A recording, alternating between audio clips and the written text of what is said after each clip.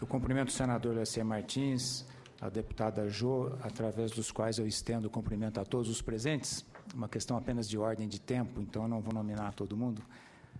Eu agradeço demais o convite em nome da Vibras, que é a empresa que eu sou presidente, em nome da ABIND, que é a nossa associação que congrega 220 empresas do setor de defesa. Eu acho que o momento é importante para que a gente entenda, aí no quadro econômico, o que a indústria de defesa pode contribuir ao país para que a gente reverta esse cenário econômico de dificuldade. Pode passar, por favor. A indústria de defesa e segurança no Brasil, ela engloba aspectos estratégicos, que eu não vou falar muito, de soberania, mas especialmente de impactos socioeconômicos. Assim, muita gente me pergunta, será que a indústria de defesa ela agrega algo economicamente ao país? Porque que agrega soberania, ninguém tem dúvida. A soberania é que, infelizmente, a soberania, a gente só sente falta dela quando a gente perde, né? Então, ela é difícil de se explicar, mas ela, por si só, ela já é suficiente para movimentar uma indústria de defesa. Mas a gente achou importante que a gente conseguisse medir se a indústria de defesa é ou não importante para o ciclo econômico do Brasil. Então, a gente vai se concentrar hoje em não olhar aspectos estratégicos ou aspectos de soberania, mas aqueles aspectos de, economicamente, se a gente investir em defesa, em alta tecnologia, isso ajuda ou atrapalha o país a sair da crise? Eu acho que nós temos uma crise econômica, e a crise econômica, a gente está hoje com uma palavra chamada corte. Empresarialmente, a gente não olha corte, a gente olha assim, eu tenho menos dinheiro, eu tenho que escolher aonde eu vou investir. Então, eu acho que a gente precisaria, em vez de pensar só em cortar, o corte é inerente, vai ter que ser feito, mas se pensar com a reengenharia. Qual é a reengenharia? A partir de amanhã eu não vou gastar mais nada, eu vou escolher aonde eu vou gastar. Então, é uma questão de escolha. Na crise, você tem que escolher aonde gastar, o que fazer com o seu dinheiro para que não se gaste tanto. Então, o que nós fizemos? A gente encomendou um trabalho. Pode passar.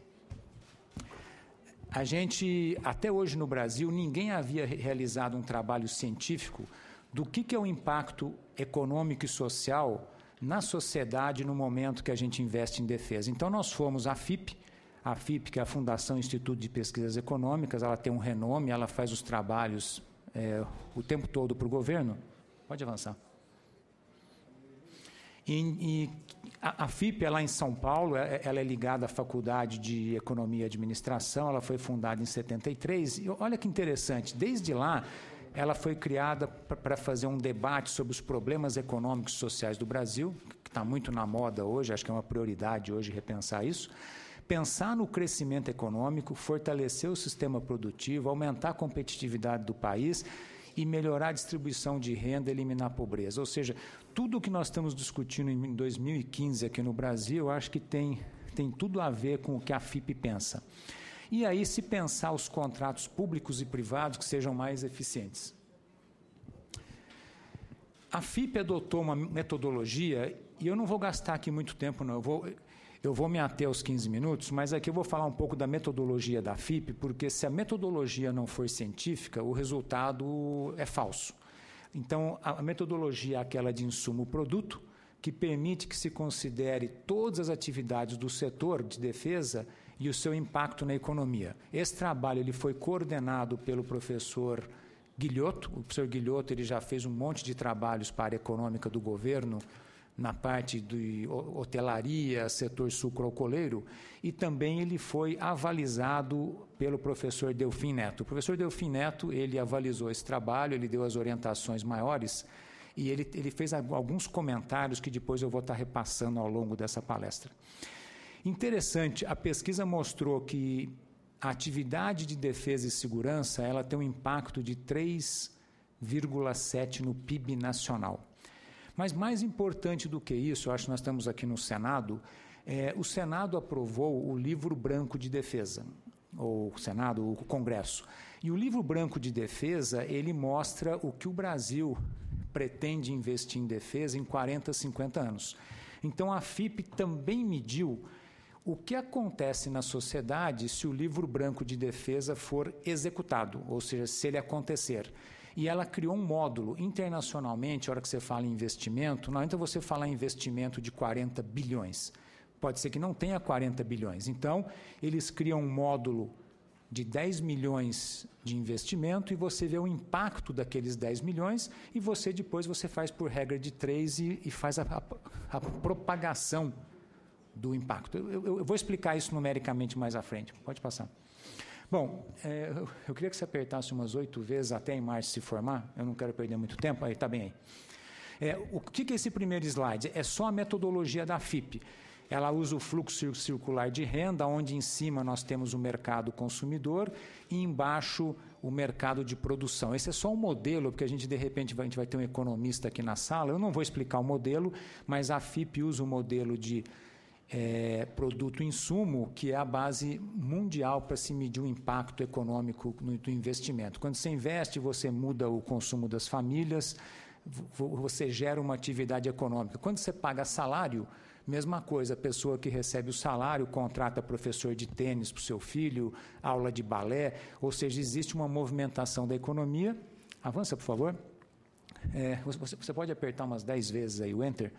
Não vou perder tempo, então essa é a matriz de insumo-produto que os economistas conhecem bem. Essa informação ela vai estar disponível no site aqui do Senado e está no nosso site também, mas a gente vê que você tem, por exemplo, em azul, o consumo, pode ser consumo de família, uma produção corrente, pode ser uma exportação, e embaixo a maneira de se medir o movimento na economia. Tudo que é vermelhinho é insumo doméstico, é o trabalho, é o capital, é a mão de obra, é a terra, é a maneira com que a FIP modela essa matriz de insumo-produto, que não é, vamos dizer assim, a tese que nós estamos defendendo aqui, apenas para mostrar que o modelo é um modelo científico internacional. Avança mais umas. Pode ir avançando. Isso tudo, a hora que interage no mercado, avança até aparecer uma matriz. Isso gera, do ponto de vista matemático, avança mais um pouco. Ok. Então, esse é o último slide da FIP, onde essa movimentação econômica, ela depois é formatada matematicamente numa matriz, por isso que ela chama matriz insumo-produto. A minha ideia não é apresentar essa matriz, mas é só legitimar os resultados que vêm no próximo slide. Pode avançar. Avança mais um pouco. Aí, eu acho que aqui nós temos um slide já importante. Eu não sei se nós temos um apontador laser. Teria um apontador? Não tem fácil. Não, ok. Um ponto importante, isso chamou a atenção do professor Delfim Neto. Vou mostrar uma coisa que o professor Delfim Neto olhou e ele ficou chocado nesse quadro. De 2009 a 2014, essas barras são o impacto, o tamanho da atividade de defesa e segurança no Brasil. O que está em azul é segurança privada. A segurança privada de 22 bilhões no PIB, olha 2009 lá, 22 bilhões à esquerda, no último quadro à direita, ela representou 30 bilhões. Então, a segurança privada cresceu quase 50% no PIB de atividade econômica em 5 anos. Depois, o restante, a segurança pública estadual, é o laranja. Ela saiu lá de 41, eu não consigo ler ali, mas eu acho que ela chega a 46. Depois, nós temos a segurança, perdão, essa é estadual, né? Estadual laranja, que ela gasta quase 46 bilhões ano. Depois, nós temos a segurança pública federal, que é a próxima cor cinzinha, e defesa é só o amarelinho de cima. Então, se a gente olhar, a defesa nacional no PIB, ela vem estável em 25 bilhões, desde 2009 até 2014, com 25 bi do PIB, enquanto que a segurança privada ou a segurança pública consomem 80% da atividade econômica. Esse momento que a gente viu isso, e o professor Delfim Neto no lançamento viu, ele falou, gente, nós estamos de ponta cabeça, porque a atividade que gera riqueza é aquela amarelinha. Aquela laranja, que é a segurança pública estadual, é a que dá segurança interna. E a gente continua gastando muito mais, mas muito mais em segurança interna do que em segurança nas fronteiras. Deixa eu ver. E se a gente olhar também o azul é o mais crítico. A segurança privada que cresceu 50%, que é o azul, ela hoje representa, se a gente olhar a última coluna, 31 bi, ela é muito maior do que a própria defesa nacional. Ou seja, nós estamos usando na segurança privada um monte de gente jovem que não gera nada para o país e é guarda-costa de empresário, autoridade. Esse número ele chocou a FIP e chocou o professor Deu. Falou, nossa, gente, a gente não pode estar gastando tudo isso com gente que podia estar produzindo. Esse pessoal da segurança privada não está produzindo nada. O número da segurança privada é de 31 bilhões em 2014. Está produzindo segurança para as pessoas na falência do modelo do Estado brasileiro que não produz. Perfeito. Então, é algo para a gente refletir. Agora, esse conjunto aí é que produz aquele peso no PIB de 3,7 ou 4,7? Isso é a soma de todas essas rubricas. Então, a defesa em si, ela não está pesando 3,7, ela é só a parte amarelinha de cima do gráfico. Agora, o que aquele amarelinho ele pode dar de resultado para a empresa? Foi isso que a FIP mediu, porque lá a gente produz e a gente exporta. Avança, por favor. Então, a estimativa dos impactos econômicos que a FIP estimou, eles viram emprego direto, emprego indireto, a movimentação direta da economia e a movimentação indireta. No último parágrafo, por fim, foram estimados os impactos de cada módulo de 10 milhões investidos no PAED. Então, se a gente fizer o PAED, que é os programas de aparelhamento e equipamento da defesa, que está no livro branco, eu estou tentando enfocar no livro branco, que é uma peça do Congresso.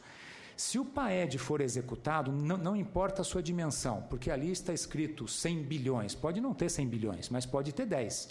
Então, a FIP estimou módulos de 10 milhões e eles dariam o seguinte impacto na economia. Avança por favor.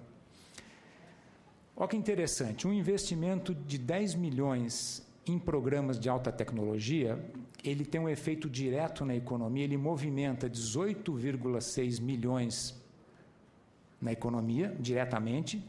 Por que 10 movimentam 18? Porque uma empresa que compra da outra, você tem a circularização, que é aquele modelo que eu falei, matriz, insumo, produto.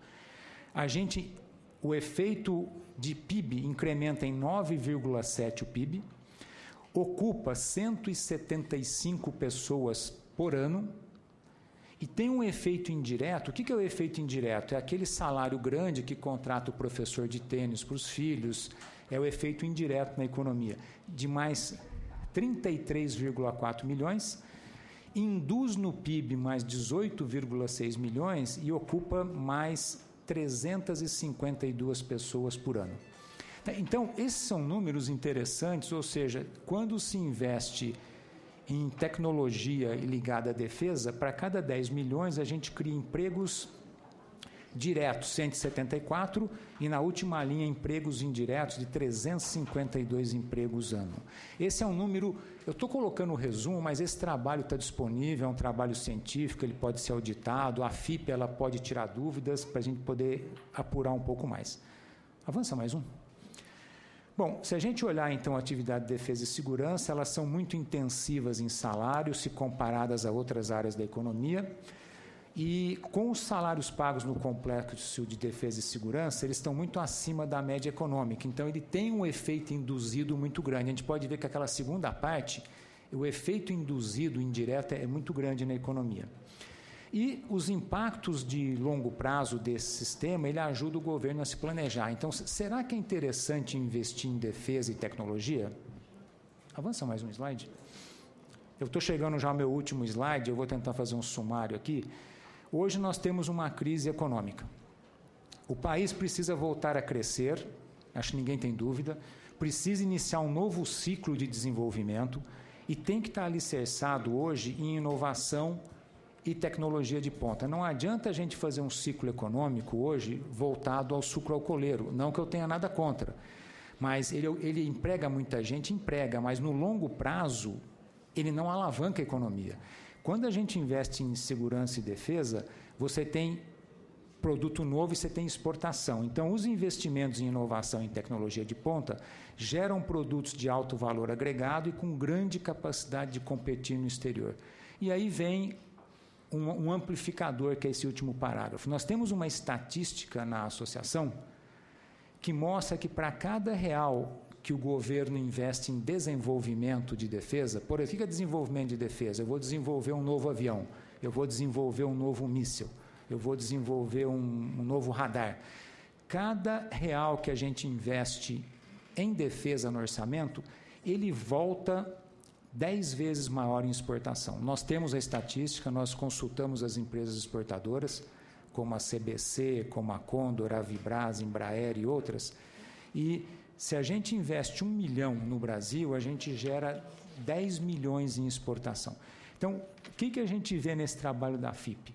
Que a gente tem que ser muito mais seletivo na crise para saber onde gastar o dinheiro. Então, temos que cortar, lógico, temos que cortar, mas cortar, na nossa concepção, significa saber onde eu vou gastar o pouco que eu tenho. Então, nós temos que ser inteligentes o suficiente para economizarmos, investindo no lugar certo, que possa dar um retorno maior. Hoje, a nossa sugestão, olhando o trabalho da FIP, é que a gente continue investindo em tecnologia, que é o setor de defesa, gerando aqueles 500 empregos de alto nível para cada 10 milhões de reais. Para cada 10 milhões de reais são gerados 500 empregos de alto nível. E a gente exporta 10 vezes esse valor. Em que setor que eu faço o investimento e eu gero exportação? No mundo, vamos dizer assim, as áreas de alta tecnologia são poucas. Por exemplo, tem aeronáutica e defesa, é uma área de alta tecnologia. O Brasil tem aeronáutica, tem defesa. A área de fármacos, o Brasil não tem indústria de fármacos para poder fazer essa alavancagem de exportação. E tecnologia da informação também é uma área muito importante que dá para alavancar a exportação, a área de transgênicos. Então, nós temos que ver em que área que o Brasil já tem uma indústria pujante, que tem esse multiplicador de exportação, e talvez fazermos os investimentos mais seletivamente nessas áreas que podem ajudar a exportar. Passa o último, por favor. A pesquisa toda da FIP, que eu fiz apenas um breve relato da metodologia e dos resultados, que as pessoas podem dizer, eu não acredito nisso, então tem que ir lá validar a metodologia e os resultados. Ela está disponível no site da ABIND, que é www.abind.org.br, e eu espero que eu não tenha excedido ao tempo, que eu acho que o mais importante talvez até seja o debate depois do que a explanação em si. Muito obrigado a todos. Perfeito, doutor Samir, e muito interessantes os dados que o senhor nos trouxe aqui. Com a palavra, o professor Renato Galvão Flores Júnior. Bom dia. Tá? Deu. Bom dia, senhor presidente, muito obrigado. Bom dia aos ilustres senadores, ilustres deputados, ao público presente nessa audiência. Com muita alegria e muita honra que eu volto aqui à comissão, que eu acho cumprindo um dever de cidadão para discutir temas importantes para o nosso país.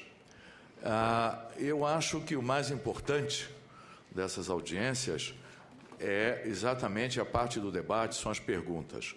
Eu não vou fazer uma apresentação. O que eu vou fazer, eu vou destacar 6 pontos que me parecem muito importantes com relação ao tema da nossa reunião. Pontos que nos preocupam e que, às vezes, infelizmente, nos parece que não são devidamente atentados. Eu começo com uma questão geral. A indústria da defesa é um motor de crescimento?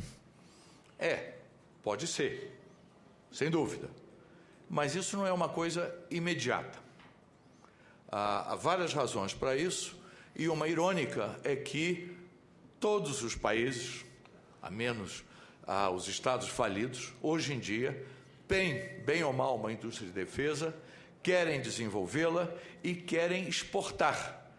Então é muito engraçado, vai-se a África do Sul, vai-se a Indonésia, vai-se a Malásia, o Vietnã, todo mundo quer exportar alguma coisa que faz. Ou seja, de uma certa forma, estamos no que se chama na lógica uma falácia de composição. É como quando num jogo de futebol, de repente alguém se levanta na arquibancada para ver um lance mais emocionante, todo mundo se levanta, ninguém consegue ver de novo. Ou seja, se todo mundo que quer exportar e que acha que a indústria de defesa dele vai ser bem sucedida, é impossível, não há demanda para isso. Então, o que isso quer dizer?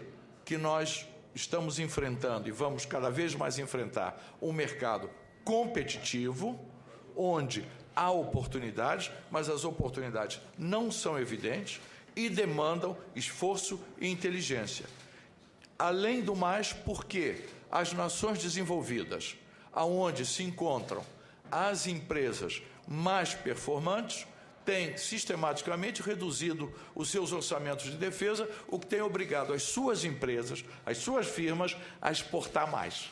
Então, a competição é acirrada e é importante ter isso em mente. Pode ajudar sim, é uma solução, mas não é um paraíso. É uma luta competitiva. Número 2. A indústria de defesa, ela guarda, é inevitável, ela não é uma coisa que possa ser destacada da economia. Ela guarda uma interação, uma sinergia grande com a indústria dita civil. Na época da Guerra Fria, o que acontecia? Havia grande desenvolvimento da pesquisa militar e esses produtos, essas descobertas na área militar, elas extravasavam para a área civil. Isso é o padrão durante toda a Guerra Fria e um pouco depois. Hoje em dia é o contrário. Basta lembrar, por exemplo, os desenvolvimentos na parte de telecomunicação e informática. A liderança nessa área está com quem? Com a Apple nos Estados Unidos, com a Samsung na Ásia e outras firmas. Ou seja, hoje em dia, quem tem alimentado de tecnologia a indústria da defesa é a indústria civil. Então, nós não podemos esquecer que não se pode falar esquizofrenicamente de um desenvolvimento da indústria da defesa. Ela tem que ir em paralelo com desenvolvimentos na indústria civil. Isso é muito importante. Terceiro ponto.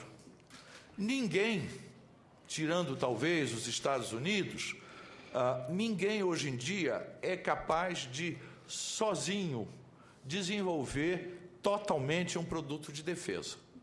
Ele vai precisar, de repente, de um insumo químico, ele vai precisar de um componente eletrônico extremamente sofisticado que ele não vai achar no mercado doméstico.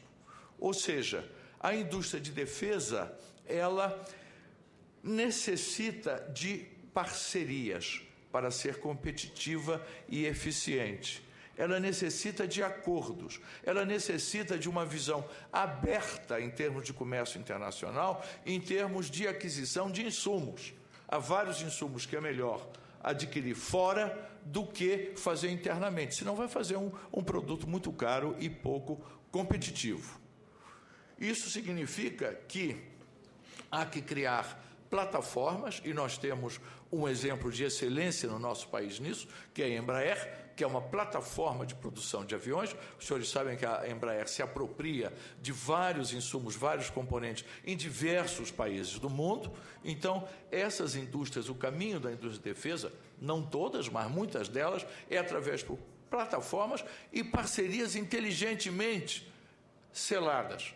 Porque como a indústria de defesa é uma indústria delicada, de repente, se eu tenho um parceiro, há casos concretos, se eu, por exemplo, adquiro um determinado gás para uma pistola de uso da Polícia Civil, e esse gás vem de um outro país, eu faço essa pistola de uma maneira muito eficiente, começo a vender muito, posso atrapalhar o mercado de quem está me fornecendo aquele insumo. Ele corta o fornecimento. Então, há toda uma parte aí muito delicada de inteligência nessa questão da criação da plataforma e da aquisição de insumos que não são produzidos domesticamente. Terceiro ponto, e agora eu passo a falar de modo mais explícito sobre a questão das exportações, porque há muita euforia em termos da possibilidade de exportação, que, repito, existem, mas é preciso também critério. Primeira coisa, nós temos, nesse ambiente competitivo, que criar nichos. E, no nosso caso, e eu cito um exemplo que me parece que é interessante para o Brasil, que é o exemplo russo. A Rússia é produtora de uma série, um enorme portfólio de equipamentos de defesa que primam pela robustez e simplicidade.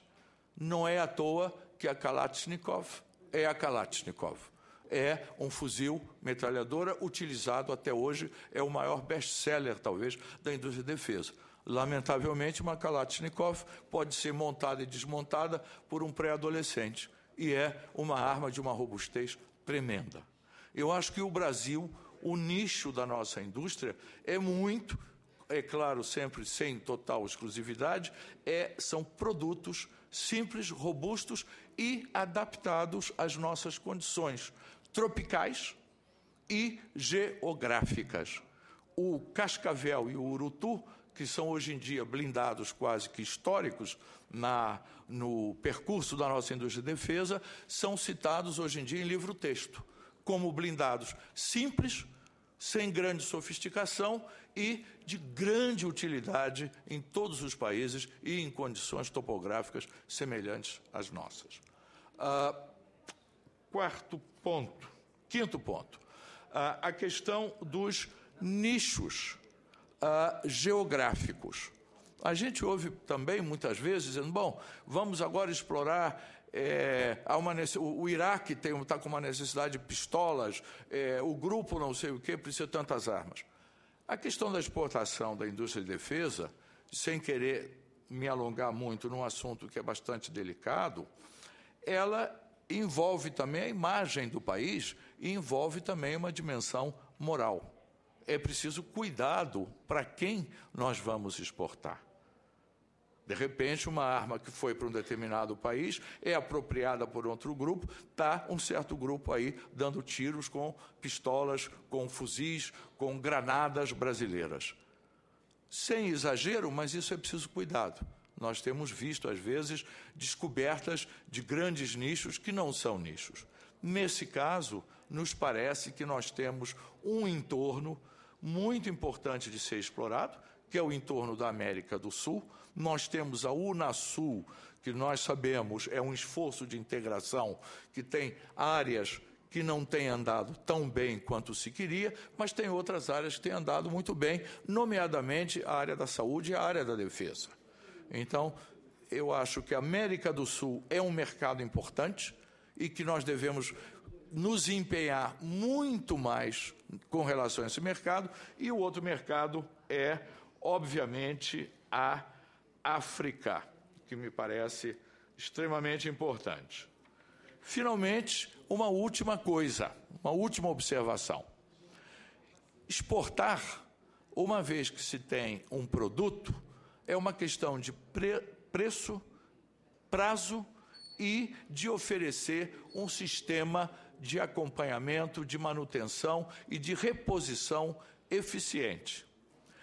Parte das nossas empresas da base industrial da defesa são empresas governamentais, sujeitas a diversos constrangimentos legislativos que são comuns a todas as empresas governamentais. E esse meu último ponto, eu acho que é um ponto muito importante para essa casa. Quer dizer, como é que nós podemos exigir?